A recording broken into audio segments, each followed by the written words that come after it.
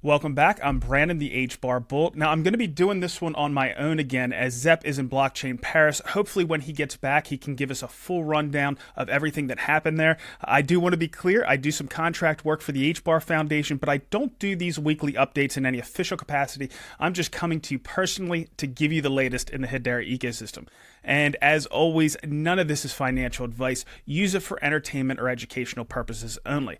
So the first thing that we're going to get into is the potential for all the HBAR holders out there, the entire HBAR community, to essentially be turned into a DAO. Now, this isn't to be confused with the DAO initiative that the HBAR Foundation has going on. There may be some usage there in the future, but who knows? We haven't really determined that yet. But to get back to this thing called HBAR.vote, it's based off of, and it's done by the same team that's behind The Mouth. The Mouth did a great proof of concept that's still going on with things like the loudspeaker, but they want to expand that even further into the entire HBAR community. And to participate, all you have to do is associate their vote token, which is 0.0.5297040. Once you've done that, when they're having these different votes, you're going to be dropped this vote token. It's just going to come into your wallet daily. It's going to be dropped daily. It's going to be wiped. And as you're going through this voting process, all of the different choices for the vote will be assigned an account number. All you have to do is send your tokens, your vote tokens, to those accounts, essentially picking the winner. And those accounts, the vote token will not be wiped from. And we'll say one of these votes takes a week. So whichever one of these accounts associated with one of the choices has the most at the end of this, they end up winning. So how many of these vote tokens are you going to get? Well, you're going to get however many HBAR you have in your wallet. So it's all HBAR weighted. So I think this is a really interesting concept. I want to see how it's going to work out. The first question is going to be asked by Charles, the president of the Hedera Governing Council. So I'm not sure exactly what the question is going to be. It's actually supposed to come out today. So by the time we get this posted, we'll probably know what that question is going to be. So keep an eye out for that. I'm looking forward to seeing how this all rolls out. All right, so the next thing that I want to get into is around Solana. Nothing bad about Solana. They're processing a tremendous amount of transactions. Now, Hedera is as well. But this was noted by Crypto Lark. He's a personality on X that you might see out there on a fairly regular basis. And it was also highlighted, what he had said was highlighted by Altcoin Daily. So before we have any more commentary on that, let's check out that clip. And looking at Solana, in Q1 2024, Solana has settled more transactions on-chain than Tron, Near, BNB, C, Polygon, Injective, Sui, ZK, Sync, and Ethereum combined, meaning Solana's killing it in usage. Yet, as reported last week, over 75% of all Solana transactions are failing. So the blockchain is not ready for mass adoption yet. So again, some people see this as a positive, it's being battle tested. Many others see this as a negative. You let me know down below. So what wasn't included in that chart is, of course, Hedera. So Hedera has processed even more transactions than Solana. In fact, all those different tokens that were noted, Hedera has processed more than all of those and Solana combined. The other thing that was noted in that clip was the amount of transactions that are failing. Now, I don't have that information for Hedera yet, but there was actually, I asked somebody from Swirlds Labs, Ed Marquez, about this, and he defined failed transactions in two different ways. He said it can be because of user errors, so tokens not associated, transactions not signed correctly, etc. So this is where a transaction that's being initiated by an individual just isn't configured correctly and really shouldn't be counted into the failed transactions. And of course, the second way we can have failed transactions is network issues. So transaction-specific throttle, node issues, or SDK issues. I think this would be the parallel for the failures that we're seeing in Solana. So now I don't have that metric on Hedera. They are going to work on it. Ed agreed that this is a metric that we should have access to. He said that it seems like it's fairly rare, but he's going to get the specific numbers for us and we'll go forward from there. So hopefully I'm going to be able to share that with you in the future. All right, we're going to shift gears here a little bit. We're going to get into Hedera Gaming. I had a great conversation with DG. He is the founder and CEO of Astra Nova, who we've covered in recent weeks. They've had some amazing partnerships come out, but he has some additional details of what they have coming up in the months to come, as well as some comments on those partnerships. So let's check it out. DG, to kick this off, can you run us through the game concept that you're working on at Astra Nova? Sure thing. So, hey, Brandon, thanks for having me here. And in terms of the game concept, it's an RPG game. So, a lot of emphasis on the lore. It's a very story driven game. So, we are kind of following the footsteps of Final Fantasy here, as in it starts off as an RPG game, then it goes into a multiplayer mode, and then it goes to an MMORPG. So, right now, this entire game is revolving around the RPG because it will help our users and our community understand more about the game, the story behind it, the characters, the plot, and then we take off to the next stages of the game, which is in various seasons after the launch of the RPG. So it's a hack and slash kind of game, very similar to God of War, if I might take comparison. It's an Unreal Engine 5 game, so high fidelity, high graphics. Right now, what we have in store for you guys is actually a demo, which is coming out this month on Steam, Epic Store, NVIDIA Go, and Aether. So get ready to play, test it out. This is a PC and console game originally. However, we are extending support and making a mobile optimized version after 30 to 45 days post the release of the PC version on the platforms I mentioned. And even if you do not have high-end PC specs and hardware, you can still play the game via cloud gaming partnership, which we have with Aether. So as long as you have a good internet, check it out. And same goes for NVIDIA Go too. So you'll get the same experience. So this is a great example. You know, we heard about you guys starting to build on Hedera 18 months ago. It takes a long time to actually come to fruition, but now you're starting to really make some strides. You've been announcing some pretty impressive partnerships and collaborations. Can you tell us about them and what they mean for you and your team at Astra Nova? All right. So recently, if you have seen, we have been making some big moves with some industry players. Like we're part of the Inception program with NVIDIA. However, we are right now working very closely, and I think in just a few days we'll get our AI accelerated cloud badge. This is given to projects which is using some of their services, which includes their AI cloud services, which they have some specific requirements, which we are almost yet to meet thanks to our demos requirement, which we needed to fulfill. Along with that, Google's Web3 Accelerator program. So that's something which we got recently. So it helped for the cloud credits and stuff. A lot of these things take up a lot of space, which we have to spend otherwise. And these kind of support from these major entities help us build. And apart from that, I think the other ones were partnerships like Renverse, which was an ad revenue firm. So basically, there's things in the game. So borderless ads, that's what they sell. Instead of us putting this and then finding brands to collaborate and stuff, we can focus on our game. While through this strategic partnership, they will help us get ad revenue. So it's revenue for us and popular brands like whatever ones which want to promote in Web3 and games like ours, they can start getting entry via these partnerships, and we don't have to take the headache. They have brands on board already. We're just a medium where it propagates and we get the revenue.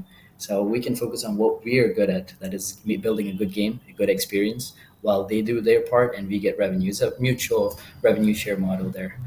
Apart from that, the other ones are all like Spicy Capital, Oxbow. These are all investment announcements we have been actively raising. In fact, we have raised over 1 million now across our rounds. We have been closing things very fast. We think that in the next couple of days, we'll finish our strategic and private round as well. You'll see big announcements when we finish these rounds, hopefully going this month end or early next month. Yes, of course, WeMix, Immutable. These are the ones I'm pretty sure you guys are very curious about.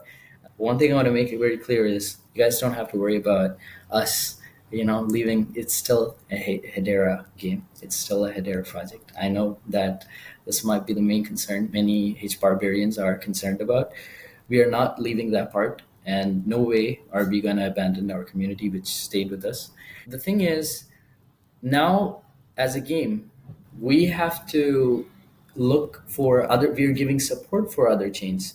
That means that we are actually benefiting here with the retail liquidity, which will come from all these different chains. Like right now, with Immutable, ZK, VM, Polygon, so they have a wide, amazing amount of liquidity over there. That's something which we'll get access with. Right now, we're in talks with Beam, Merit Circle. Those guys are having a lot of liquidity which we can pull over, and investments. This comes with investments, and so we will develop. So what benefits Hedera will get from this kind of collabs is, one, retail will come from different places, from the different chains, and they will come over to Hedera because our game is on Hedera, our demo is on Hedera, which we're launching. And through this partnership, we get investment, we get to develop our game as we intended, and more people get to know about Hedera through this, because the ultimate funnel which people will go through is a Hedera game, and that's where the technology will get highlighted, people will get to know about it, and the ecosystem. It's a win-win situation here. So we use for the token an event listener model where the liquidity is bridged to various chains. So that's the technical wise the approach we're doing for this. But yeah, I guess this was a very long answer, Brian. So, well, let's get into, how you're doing the token. Of course, for games, creating tokens using the Hedera token service is pretty easy. So why don't you tell us about your token, when we're going to be able to get access to it, how that works in the game, and maybe how it works with these other networks that you're looking at as well. Absolutely. So first off, I would start off with what is the token utility? What is the entire purpose of this? So we have various avenues where this, as a game, this is basically the currency of our in our game. So if you want to buy skins, if you want to purchase items, if you want to participate in certain quests, you need these tokens. Now, this is for a certain number. If you don't want to be involved in the financial scheme, you don't want to use tokens, you don't want to use these wallets and stuff, that's totally fine. You can still play the game. It's free to play game. However, you want to be part of the community, you want to be incentivized for your time, you want to actually get the financial benefits of this game, the full experience, then you have to get into the tokens, the NFTs. That's where this entire process happens. Otherwise, it's an entertainment IP. There's no restrictions over there, no bars for boomers who don't want to use the the Web3 aspects. Now, when it comes to the immediate use case, so of course the game is going to take time. Beta version is going to come towards the end of this year. Next year, Q3 is the plan for our alpha release. But what are you going to do with the interim? Very reasonable question. Now, we have a very massive social fi campaign which we are planning to launch along with this demo, which I think is a big news even for the Hedera community, because as far as I'm aware, there is no social fi campaign or platform which has been released on Hedera. So we'll be the first to actually launch this, and this will help on. So if you guys are familiar with Portal Coin, how successful they were, we're partnered with them as well. The announcement will go soon. They went from August to December with an amazing campaign where they onboarded around 3,000 user acquisition in that short span, along with an amazing fundraise from public. Now, when it comes to the use case for us, it is basically a user acquisition campaign where we propagate this, where our users are now incentivized to actually promote us, talk about us through this platform, and where they get a shard system. And that shards, they can redeem it for the tokens on the token launch, which is planned for June, as per our ETA. So it's a social fi campaign. It's a gamified airdrop mechanism here. You do quests for us, you promote, and then you get rewarded, you get incentivized for that. And the demo is also part of a quest in this campaign. So imagine we can actually amplify this to an extreme where this user base, which we acquire through this campaign, can be utilized to funnel to our game, which is on Hedera. And that way, bring in all the people to get aware of this. And basically, we can actually blow this to proportions if you're able to recreate the kind of success Portal Coin was able to do. That is our aim. We've been working on this now since 6 months straight on this platform, and testing it now this month. Around 15th, we plan to launch it. But yeah, that's the tentative dates, nothing set in stone. But the demo will go along with that. And this marketing hype, which we have from this time, will span all the way over to our launch, where our token is going to be launched. And then we plan to have some other seasons where now the model goes from a marketing perspective to more of a retention model. So we got all these users now. Now we switch the game where now we reward and incentivize our users to stay on board. Now as we develop the game, while getting incentives for being part of our community. So we have something very interesting plan for that. We do have some talks going on with like brands like Elysium, Vulcan Forged, to make things very interesting for our folks. And one last thing I want to add to this is, as we do this game development, basically our main mode of revenue is through battle pass subscriptions. That is monthly or bi-monthly seasons we put out, just $10-15 each. You need a reason for actually signing these things up, right? So we make that reason while we build our game. We make our community strong. We make a sink for our tokens to be utilized. And you guys get to be, not just waiting for the game and seeing all the fancy stuff. You get to see that, of course. Along with that, you get to be happy and proud to be part of our journey as we develop this. Well, it's a well-planned strategy. DG, is there anything else you'd like to pass on, or how to follow Astra Nova and everything that you're working on? I would say the best way would be to check out our website, go to our Discord, Telegram. These are the main places where we're active on. And make sure you sign up for that email, because you'll get notified for all the latest updates, demo, social fi campaign, everything.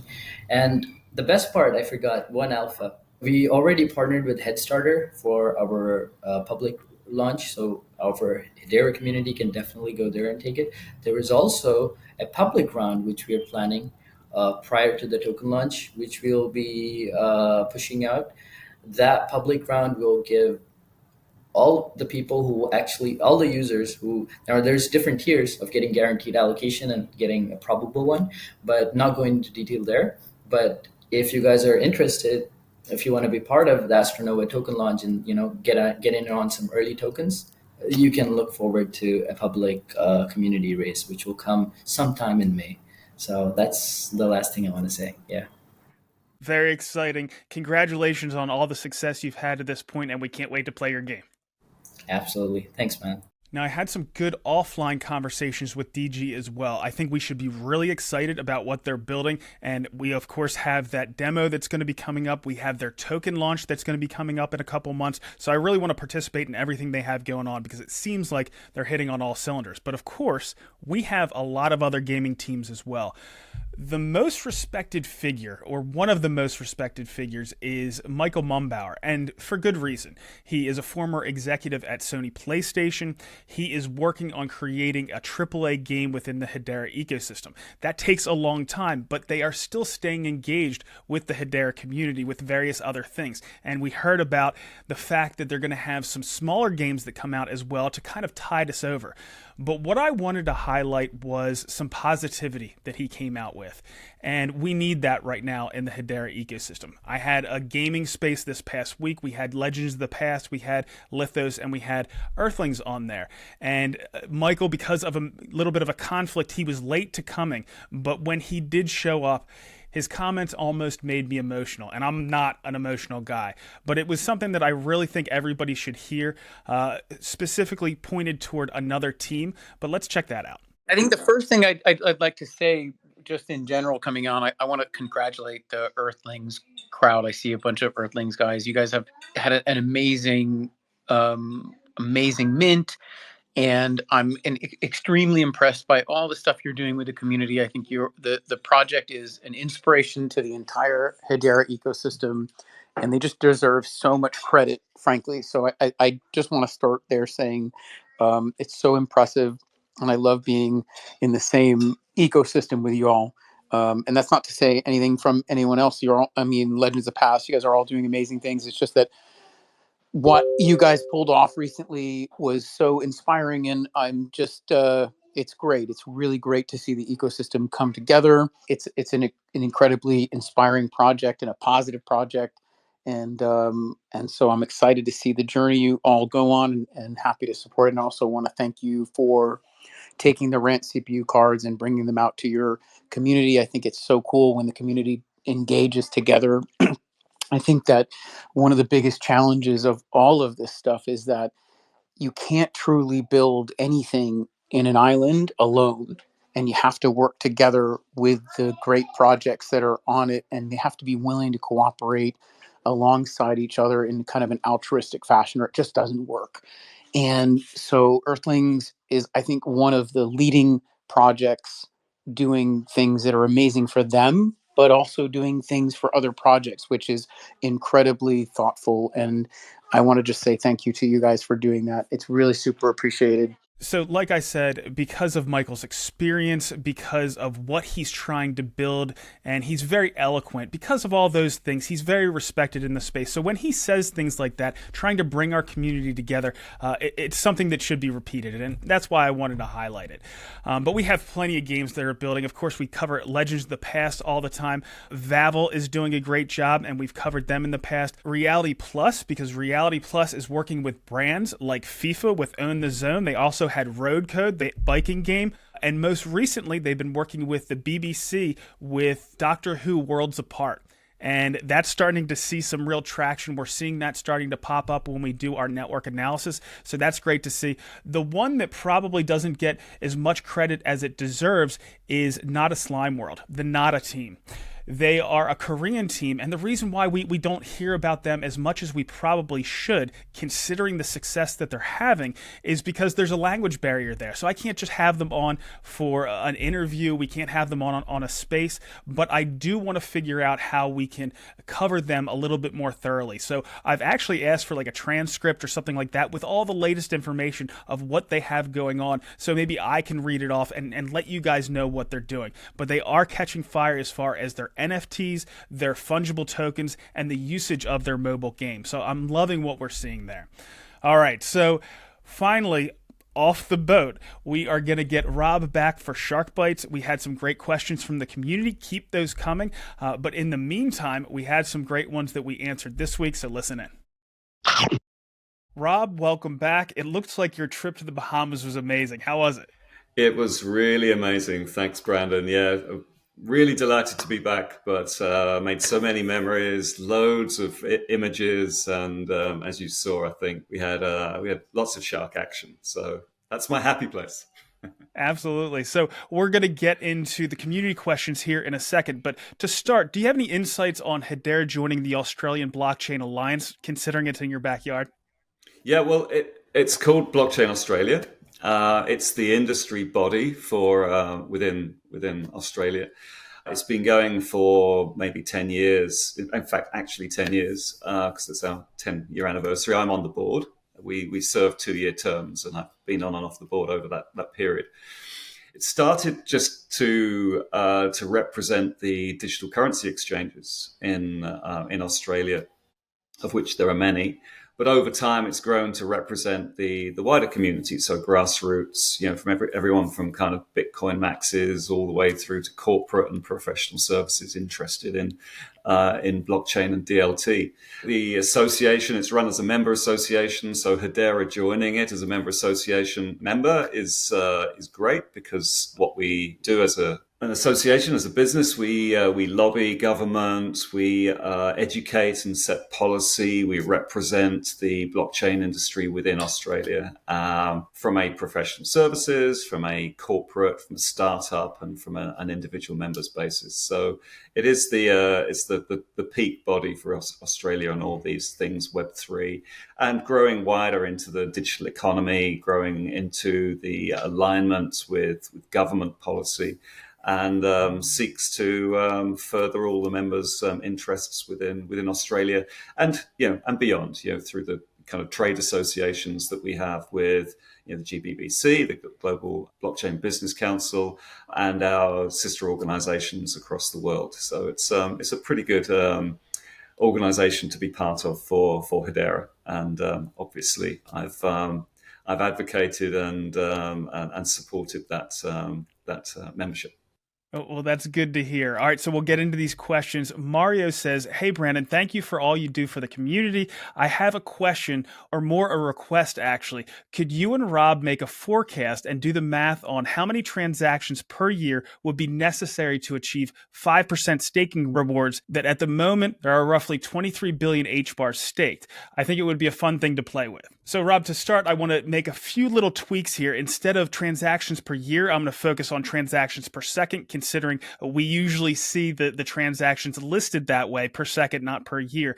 And also that the total amount of HBARs that are staked are not going to go into this equation because it's the amount of HBARs that are staked that are actually getting rewards. So that's what's going to be in my equations here. So we'll start off with right now, the amount of HBAR that are being staked and are getting rewards is 7.5 billion or thereabouts. And right now, the current price of HBAR is at 10 cents. So you multiply those two by 5% and you get $37.5 million.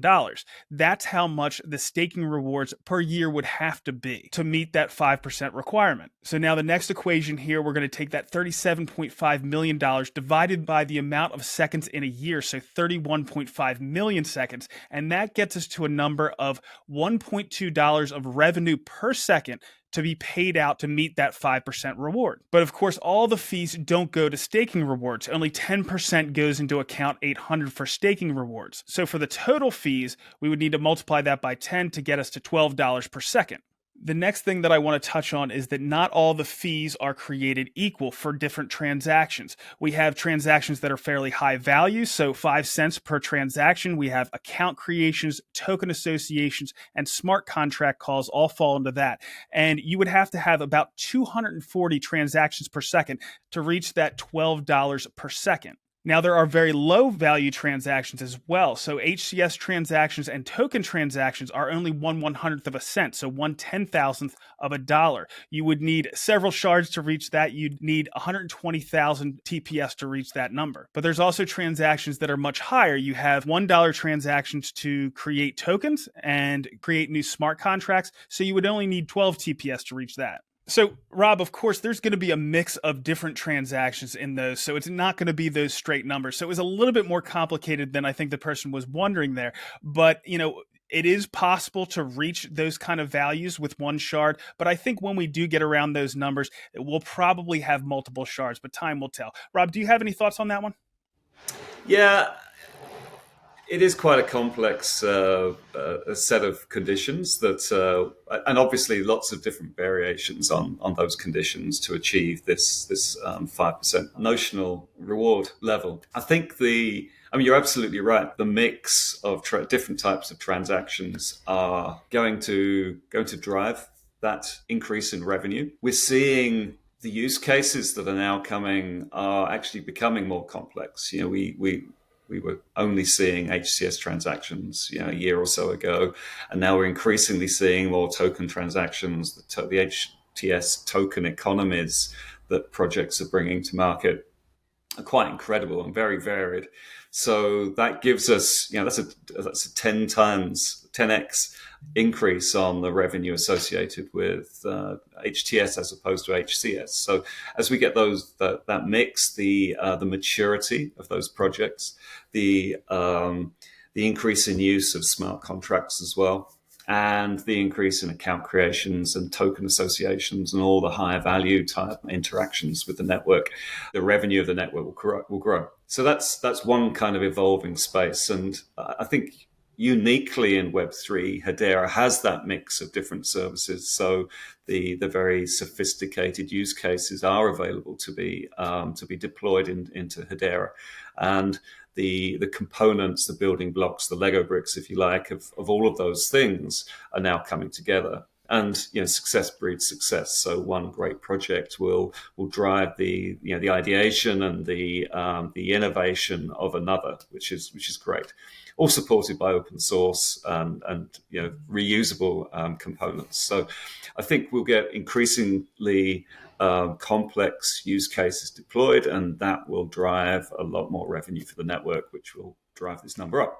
The other thing, of course, is that the 80-10-10 split isn't sacrosanct. It is what it is at the moment. I'm sure you will have seen in the minutes of the governing council, CoinCom has an objective this year to assess that split as part of its one of the outcomes for this year. So whereas CoinCom doesn't set, which CoinCom is the Treasury Committee of the governing council, where it doesn't set these changes, it advises them to the governing council to vote on. So one of the things that Lehman as co-chair and the rest of that committee will be looking at this year is whether that is still the right split. So these things can change over time, and with the singular focus of what's the staking return for an individual, it's quite a complex thing. But we all would like to see the use of Hedera, the revenue to grow, the network itself to be self-sustaining and demonstrably sustaining in its growth through community nodes and through shards and all the other things that we are a very, very clear indicator of utility and usage. But we need the utility and usage first. Yeah, that makes sense. Well covered there. So the next one I want to get into is from Carrie Sayer 4206. He says, Brandon, Solana is currently under attack from bots arbitraging meme coins. How would Hedera protect itself from a similar attack? You seem to be encouraging meme coins. I can't for the life of me think of why. So the only reason why I talk about meme coins every once in a while is because I just see it as usage. The more usage, the more exposure for new people coming over to Hedera. And of course, it's driving those fees that we just talked about as well. So I see that as all positives. I did reply to this directly on YouTube, but Rob will get your take as well. So, Rob, what I said was meme coins attract capital. Arbitraging meme coins is not an attack. It's simply using the network and generates fees, which we want. I'm guessing the Solana ecosystem considers it an attack because the network is being negatively impacted by it. Hedera wouldn't be, and we would welcome the revenue. If it went above 10,000 transactions per second, the throttle could be lifted. There's also congestion pricing at very high ranges. If the volume was still hitting the upper bounds, we could simply prioritize sharding and hasten the path to unlimited scaling for the Hedera network, as was always planned. And Rob, one more thing that I wanted to say is if they are arbitraging meme coins, it's probably going to be on a DEX. That means it's going to be smart contract calls. And our EVM does have that limit of about 300 to 350 transactions per second. So if it went above that, we would have to consider sharding. But Rob, what are your thoughts on this one? Yeah, meme coins are fun, aren't they? I personally don't hold any meme coins, but they're kind of the retail gateway drug. I mean, we talk about HCS being the enterprise gateway drug, or I do. I think meme coins are the retail gateway drug for Web3. And, when in the last cycle, with the NFT craze and, digital images being tokenized and traded, that drove a lot of development. It drove a lot of understanding of what tokenized things are. And now, when I think of NFTs, I think about the 80 or 90% of all the things that can be tokenized, which are non-fungible. I mean, I don't think about pixelated pictures. I think of, very complex things. I think about carbon credits or digital twins of bottles of wine or product or smart cities. These are all non-fungible tokens once one kind of tokenizes them. And so that's a cycle that's only taken 2 or 3 years to kind of move beyond that initial fun and froth of the NFT craze. Meme coins may be the fun and froth of this cycle, probably are actually already. But what it will drive is a lot of innovation, a lot of understanding, a lot of reuse in other ways. And so for that reason, I think they're not to be sniffed at all. And we're going to see massive growth, I suspect, in the Hedera ecosystem because we've got our beloved Grelf, we've got Unlucky, we've got HBAR, we got all the other meme coins that are being developed because it's very easy to develop fungible tokens on Hedera, which takes away the technology kind of inhibitors and allows for creativity. And we've got a world of creativity in our community that is being brought to bear. So yeah, I love seeing the fun and froth as much as the enterprise use cases. I like that thought, a gateway drug, maybe in a little bit more positive spin, but that's it. You get them in the door, you get them using our network and see the Yeah. power that Hedera and the Hashgraph brings. All right, so the next one comes from Yasin. He says, I hear about these partnerships with Hedera all the time, but no one can explain to me how these partnerships will utilize the HBAR token. What utility will HBAR have as a result of this partnership? Because without utility and usage of this token, I don't see demand and value gravitating to it. So, Rob, I know we've talked about this in different ways in the past, and we can talk about it, in terms of enterprises in general or from the perspective of the governing council. But what are your thoughts? Yeah, I mean, the question is quite loose, so I'm going to take it from a governing council perspective, and I think the questioner is referring to the governing council partnerships, and also the fact that HBAR is a utility coin. I mean, it is, its sole purpose really is to drive or to pay for network fees for usage of the network, right? I mean, that's the core purpose of HBAR within the Hedera network. So partnerships, we have ecosystem partners, and so all of the systems integration partners that we have, all of the academic institutions, the foundations are ecosystem partners, and they're all driving this growth. We refer to it as ecosystem development. They're driving the growth across the Hedera ecosystem. But the governing council are very special in terms of the constitutions and the setup of Hedera, and so I'm sure everyone knows this, but we have a governing council of up to 39 Fortune 500 equivalent businesses, both in Web 2 and in Web 3 increasingly, with diversity across sectors, across regions, time zones, and with only a limited time frame that they can sit on the council. So for all those reasons, that governing council are, overseeing the initial stage, the growth of the network. And it's more than just a partnership. This isn't a logo on a website. Every single one of those governing council members has an equal share in the Hedera LLC. So, for a bank to actually own a share of a Delaware incorporated business requires a lot of due diligence, a lot of risk and legal hoops to be gone through, especially the regulated businesses such as banks or payments providers or fund managers, asset managers. They all have to do a lot of due diligence to actually acquire a share on a limited term to join the governing council. So every one of those logos that we see have been through that process, including two of the world's biggest legal firms, right? So we're rock solid. No other network has this level of governance. Now, what then happens, of course, is that they join for a reason. They join because they have an interest, and now every new member, and we've seen in the last few months Hitachi and BitGo and Mondelez join, and they all have use cases. So each one of those governing council members achieves the grade by demonstrating how they're going to use the network, and that's only their first use case. The others will follow. And as co-chair of CorpCom, I get to see all those use cases. We get to interact with the Hashgraph Association, their enterprise program, and they're charged with supporting governing council members and enterprises in terms of their delivery, should they need it. Some don't need it. And so all of those things come together. It takes a long time, as we often say, to actually deliver new enterprise change, but those things are being delivered. And we're seeing more and more of them kind of coming to market now. Some of them just the first toe in the water, but actually each of those proofs of concept leads to product and business innovation.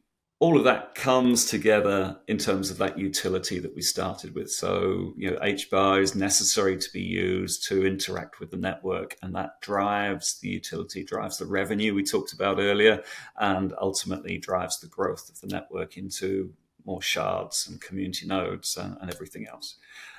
Some of these use cases are being open sourced as well. So for the good of the community, for the good of other enterprise, or by setting standards that can be reused and are composable. So it's easy just to look at one governing council member or one partnership and say, well, I haven't heard very much from them recently. But actually, if you take a step back and see what we've done in just a couple of years, I mean, just remember, the decentralization of Hedera, the spin out of the foundation, Swirlds Labs was only 2 years ago. And the amount of infrastructural and ecosystem change that has been done during that crypto winter is quite incredible. And so we're very well positioned right now with all that utility that is coming into the ecosystem. And we had a good example of that I highlighted last week. We found out IIT Madras is doing a lot of stuff in the healthcare space as well as some other things. So, I mean, even though they were quiet for a really long time, now we're starting to see some fruits of their labor. Even I didn't know that, right? That was alpha for me on that very Spaces, I think it was, wasn't it? So yeah, yes, it was great to see, and I'll be speaking to IIT Madras very soon, so that gives us something to talk about as well. Yeah, it'll be exciting. All right, so we're going to get one more here today. All right, so the last one comes from Enki5895, who says, is there any new info that you can share about the IDEMIA partnership? The IDEMIA announcement is about 18 months old now. So well done for remembering that. Basically, just as a recap, IDEMIA provide identity infrastructure for enterprise, and they came up with a really good idea about working offline for digital currencies and CBDCs. They worked with StraitsX, funded out of the foundation, and the Payments and FinTech Fund, to demonstrate how offline payments could be done. And they had a really good financial inclusion use case there. They've been beavering away in the background, I'm told. I spoke to Sabrina in the foundation about an update. They've been working with Blade, one of our top wallets in the ecosystem as well, to further that use case and to enable digital currencies to be transferred in offline mode, which is really important for both financial inclusion use cases where there are maybe patchy connectivity to the internet in third world locations or elsewhere, or as a measure for resilience in countries that are moving towards digital currencies and require that kind of cash-like property of a digital currency or a stable coin. So they continue to work on that. I'm not aware of any other technology providers that are so far advanced with that capability. So, I mean, it's great to see that they're continuing to work. Working with Blade, Sammy and Blade are one of the great wallets in the ecosystem. I like the fact that they're distinguished from Hashpack and the other wallets, so they can provide new innovation with a different focus, which is great to see. And finally, I understand from Sabrina that IDEMIA are working through their smart contract provisioning, which also supports this offline payments functionality. So even though you haven't heard much about them in the last 18 months or so, they've been doing some great work in the background. Yeah, it's fun to cover them again. Rob, I've been getting people that said that they were missing having you on, so it's great to have you back. If anybody has any additional questions for Rob, make sure you get them down there in the comments. Thanks again for stopping by, Rob, and we'll see you next week. It's great to be back. Thanks, Brandon, and see you next week. So Rob is fired up on the things that he's building within the Hedera ecosystem, things that he wants to help others build within the ecosystem. So keep those questions coming because he's a wealth of knowledge in this space. All right, so the next thing we're going to get into is Karate Combat. Just next weekend, not tomorrow, but the following weekend, we are going to have another Karate Combat event. It's going to be Karate Combat 45. It's going to be associated at the same event as Token 2049, so one of the biggest crypto events in the world. And I want to remind everybody, if you have your karate tokens either on a centralized exchange or in a liquidity pool in a DEX, get those into your Karate Combat app before next Wednesday. Because if they're not in there, you're not going to be able to participate with up-only gaming where you're going to see your biggest returns. Even if you have the Ethereum version, you can send those to KuCoin, and then on KuCoin, both the Ethereum version and the Hedera version are fungible.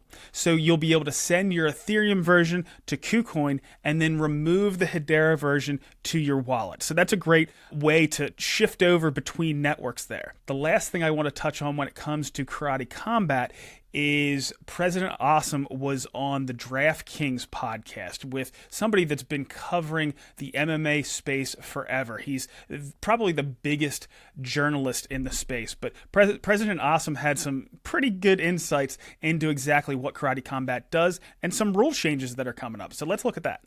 Okay, sorry. I like to do this. No problem. There we go. There it is. Yeah. Karate Combat is run actually by the fans, by the token holders. They help make decisions. What's that token holder? So it's a crypto-run league. It's the first ever crypto-run sports league. This is on the app. We have a Karate Combat app. Okay. And that's what's really interesting. So there's a karate token. And what happens is when you own that, you can help make decisions. So for example, let's say I decide to do an event. The Dubai event is a great one.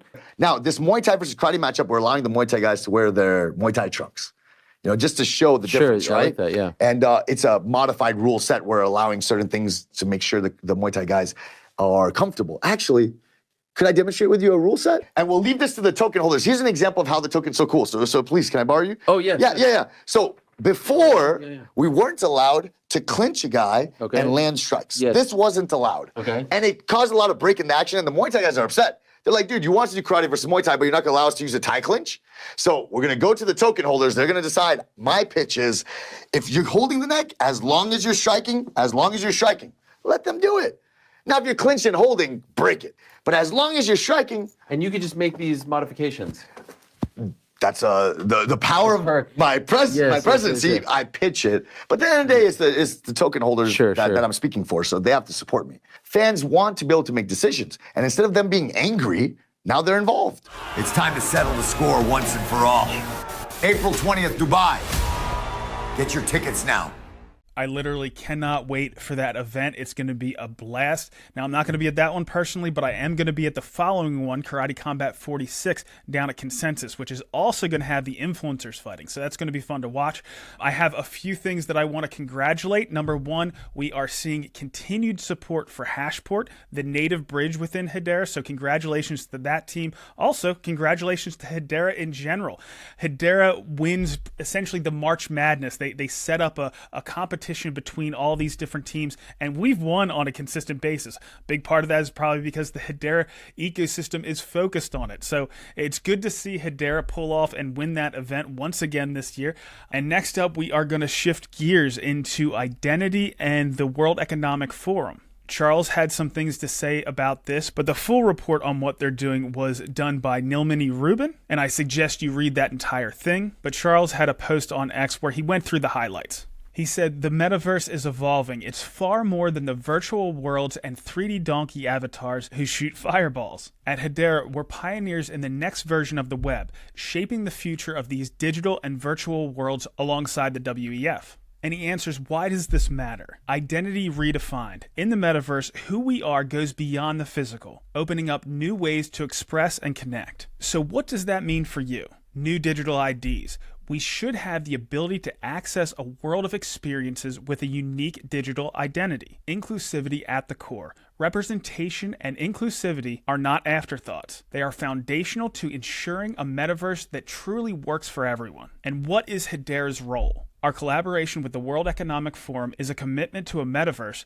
that prioritizes equality, inclusivity, and authenticity. All right, next up, we just had a Gossip About Gossip come out around one of my favorite teams. I haven't watched it yet, but it's on Kabila.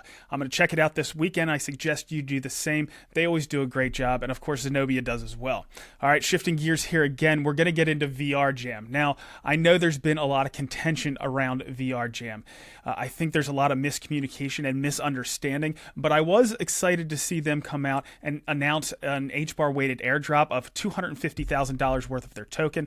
We'll see. I'm not sure. With all the contention that we're seeing, we're not even sure if they're going to be able to continue in the Hedera space. But if they do, hopefully they'll go forward with this airdrop. They were going to incentivize HBAR holders, of course, because they were going to do it HBAR weighted. There were going to be bonuses, so it was going to bonus their community as well that are holding their tokens. So there was going to be bonuses on top of what you got normally HBAR weighted if you held certain amounts of their token. Not sure exactly how that's all going to pan out. Hold your comments this week. I think there's going to be some revelation around this next week, but hold your comments for now and we'll get to it a little bit later on. All right, the last thing before we get into network analysis that I want to touch on is on May 7th, there is going to be a meetup in New York City. I think May 8th, 9th, and 10th, there is going to be a Hedera Governing Council meeting up there. So it was a perfect opportunity on the 7th to have a meetup. Now, if you take a look at the account for the HBAR Foundation on X, there is a form you can fill out if you want to be on one of the panels. All you have to do is put your email, you put your name, and maybe what you want to talk about, and you might be able to participate in the panels there. Now, of course, you can show up regardless and meet some of the council members, meet some other people that are core to the Hedera ecosystem, and I'm sure it's going to be a good time. All right, with that, let's get into some network analysis. So after seeing the increase in TPS last week, we've held on to those higher levels at around 1,800 transactions per second, with a max TPS of 6,500. Time to consensus finality dropped after the last network upgrade from about 3.5 seconds last week to 3.3 seconds this week. And we also created about 100,000 new accounts this week. Moving down to our fungible tokens, the ominous sounding This Is War token took the top spot, which I know nothing about, but I'll try to find out more. Karate takes the second spot, followed by Wrapped HBAR, the meme coin Unlucky, Dovu, and Sauce. Then there are two that I also need to do some research on, named Abstract, and the top 10 is rounded out by Energy Trade token and USDC. Moving down to our NFTs, the Saucer Swap LP token took the top spot, followed by the 2024 Road Code Access card, the Not a Slime World token we were talking about earlier, Zero, the Times, a few Lithos Rant CPU NFTs, and the top 10 is rounded out by the H-Suite Liquidity Provider token and Doctor Who Worlds Apart. And with that, let's get into some DeFi. Due to the fall in the general HBAR and HTS ecosystem, the total value locked in the Hedera DeFi ecosystem has fallen to just about $100 million. Saucer Swap holds the vast majority with $94 million of that, and some good news, H-Suite is now being included in the DeFi Llama numbers, adding a bit over $4 million to that total. Moving over to the HBAR and crypto markets, on Wednesday, a hotter than expected inflation print resulted in a risk-off environment hitting crypto. There were some bad earnings reports on Friday, which hit stocks, and crypto really took a hit, and there may be some other catalysts out there that I'm unaware of. This also might be a late reaction to the SEC Wells notice against Uniswap, showing preparation by the regulator to take action against DeFi, which I think is another in a long list of mistakes. Bitcoin has held up fairly well in spite of this, down about 6.5% on the day and almost 3% on the week. HBAR was underperforming the alts, but over the past few hours, most of them have caught down. HBAR is down nearly 16% on the day and 20% on the week, and at the time of recording is trading at just over 8 cents. Obviously, we lost that support at 10 cents, which will likely be resistance there in the future. Now, of course, this is a normal washout in crypto, so if you're new, you're going to have to get used to it. All right, that's a wrap. I am trying to get some interviews lined up for next week. One of the ones I want to try to get is a crypto market maker to kind of give us an idea of exactly what they do within our DeFi markets. We're going to get Rob back for Shark Bites. So if you have any questions for him, make sure you drop those down in the comments. I'm also going to have a Twitter space. I think that's going to be Wednesday, either 2 or 3 p.m. Eastern, and that's going to be on the proposed DAO within the ecosystem that the HBAR Foundation is planning on funding. That's all we have. We'll see you next week.